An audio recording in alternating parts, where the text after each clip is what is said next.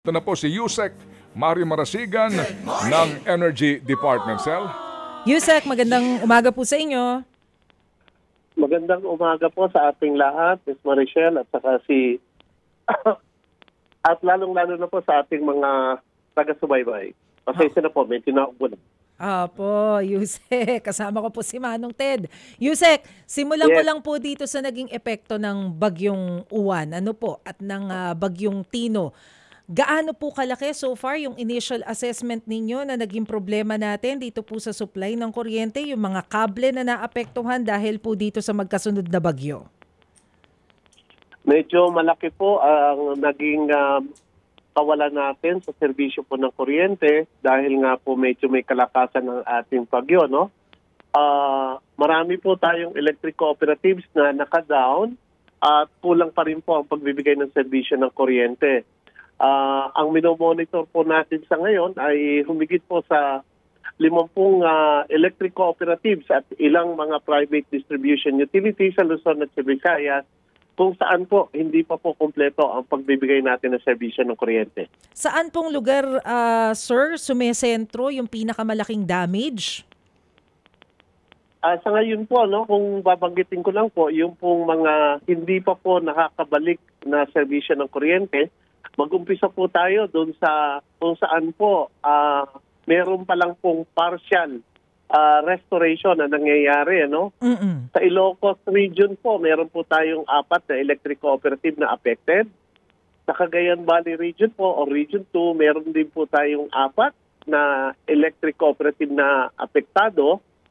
Pero sa Central Luzon po, meron po tayong 6 na apektadong mga electric cooperative at yung pong dalawa nating electric cooperative sa Cordillera Autonomous Region ay apektado rin, ano? Sa Region 4 naman po, sa Batangas, sa Laguna, sa Quezon, partial pa rin po ang pagbibigay ng serbisyo ng kuryente at maging doon po sa ating mga island grids, no? Doon sa Mimaropa po, Region 4B, meron pa po tayong 6 pa rin na electric cooperative na hindi pa po fully restored. Ang kalakihan po ng Bicol region ay halos wala pa pong serbisyo ng kuryente. Marami pa po, 5 pong electric cooperative doon ang apektado. Samantalang sa Western Visayas po, kasi nagkasunod na po yung ating bagyong Tino at saka bagyong Uwan, ano? So kaya nabuo na po, pati po sa Negros Island po, apektado, Central Visayas at lalong-lalo po sa Eastern Visayas. Kung saan po ang ating daloy ng kuryente ay hindi pa po kompleto. So kumbaga, Yusek, hindi pa nga natin naaayos yung damage mula sa bagyong Tino, rumagasa na agad si Uwan, nadagdagan. Opo, tama po kayo. Ganun po yung nangyari sa atin. Oo. At kung tutuusin po natin, yung pong minomonitor natin ay halos ay mayroong 929 municipalities kung saan po ang 553 pa lang ang ating na-energize or halos 60% pa lang po ang nagbibigyan natin ng serbisyo ng kuryente. Kung saan po halos po 5 milyong households ang apektado po. Kasi alam naman nating lahat, Yusek, na ang daming nakasalalay sa kuryente, pati yung pagpapagawa nila ng signal nakasalalay sa kuryente. So, kailan po natin inaasahan na 100% marirestore po natin yung lahat ng ito? Sa kasalukuyan po ay ito po, binubuo po natin ang total assessment. Meron po tayong mga challenges na hinaharap kasi meron pong mga areas pa rin na hindi pa po accessible, hindi po possible na mga karsada. Kung saan hinihimok po natin ang lahat ng electric cooperatives, binubuo po ulit natin yung tinatawag nating task force kapatid, kung saan yung pong malaki po ang mga nasalanta. May mga ibang electric cooperative naman po na may kakayanan para mag-deploy ng kanilang task forces, binubuo na po natin yun, no? So, ang target po natin, sana sa loob po ng 10 araw ay fully restored na natin ang lahat ng serbisyo ng kuryente.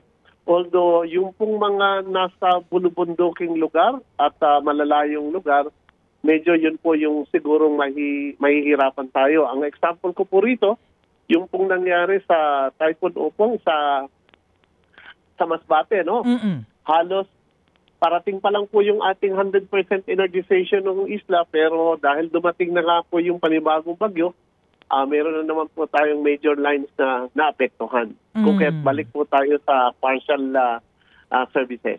Oo. Pero 10 days, parang iniisip ko, doable ba yun? Parang ang dami nga, sabi nga ninyo, challenge yung pagpunta, lalo na doon sa mga isolated areas Well, yun po yung target natin dahil nga po alam naman natin, very essential na po ang serbisyo ng kuryente. Dahil alam po natin na ang serbisyo ng kuryente po, kalimitan po dyan ay nagpapatakbo ng daloy ng tubig natin para sa domestic uses.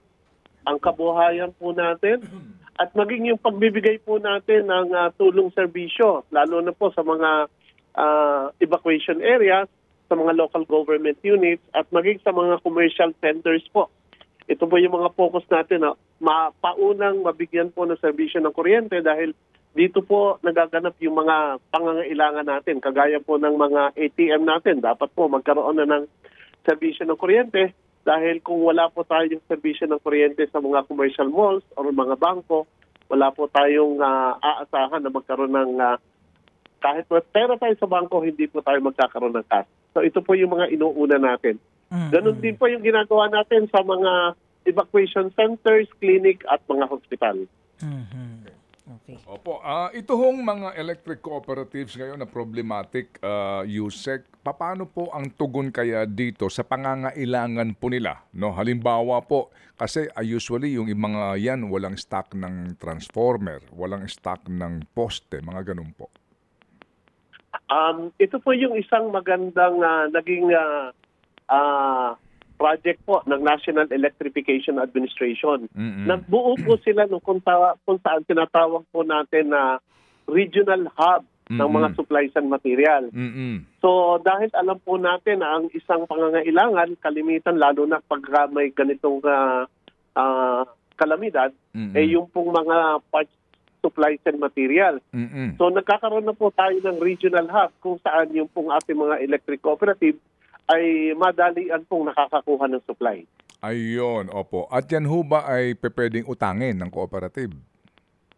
Tama po kayo kasi dumaan din po ito sa competitive selection process. Okay. Pinabiding po din po ito ng ng National Electrification Administration. So mayroon pong kapungkulan yung ating mga suppliers na dapat po lahat ng pangangailangan ng ating mga electric cooperatives sa particular region madalian pong makakakuha ng supplies and materials. At ito po ay pinupondohan ng NEA kung saan po nagiging utang po ito ng electric cooperative. Saan po ulit ang matindi ang tama ng electric cooperative, sir? Sa ngayon po, ang nakikita po natin, ang Bicol region po, ang hindi pa po nagkakaroon ng kompletong serbisyo ng kuryente. Sa Cordillera Autonomous Region po, problema 100% pa po yung kanilang outages. At sa Northern Samar po, meron pa po tayong mga areas na hindi pa po nabibigyan ng kuryente. Okay, sige po. Muli po, Yusek Marasigan, salamat sa inyong pong panahon at pagpapaliwanag po sa aming programa. Maraming salamat din po, Manong Ted at saka Miss Maricel, no? At mabuhay po tayong lahat. Salamat, thank you. Mga kapatid, brothers and sisters, saan ka pa? Dito na tayo sa totoo. Dito na tayo sa True FM. Mga kapatid, mag-subscribe and follow po kayo sa social media accounts ng True Network PH. Yan po kami. Hanapin nyo lang True Network PH, Facebook, Instagram, YouTube, TikTok, and podcast. Mapa-Apple or Spotify man yan, mahahanap nyo kami. Lahat ng mga napapanood at napapakinggan nyo po sa programa, nasa social media accounts namin yan. So, paano mga kapatid? See you sa social media!